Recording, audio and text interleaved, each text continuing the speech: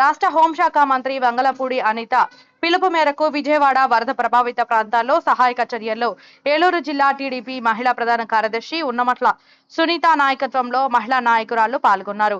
వారు ఉదయం 8 గంటల నుండి త్రాగునీరు, పాలు, ఫుడ్, బిస్కెట్లు ట్రాక్టర్లలో లోడ్ చేసుకుని 42వ డివిజన్లో మోకాళ్ల లోతు నీళ్లలో ఆగని వర్షంలో ఇబ్బంది పడుతున్న వరద బాధితుల ఇంటింటికి వెళ్లి సాయంత్రం 6 గంటల వరకు పంపిణీ చేయడం జరిగింది.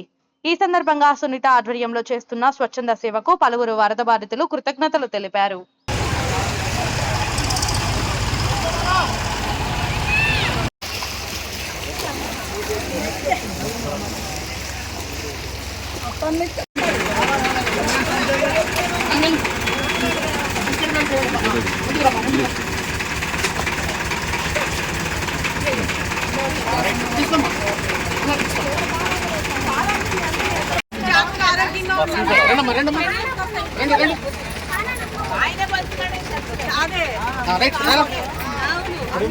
సంచి పట్టుకో సంచి పట్టుకో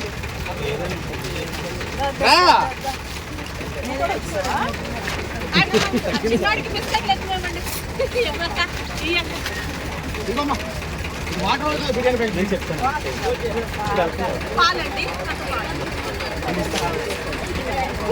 వాటర్ బాటిల్ కేసు అదే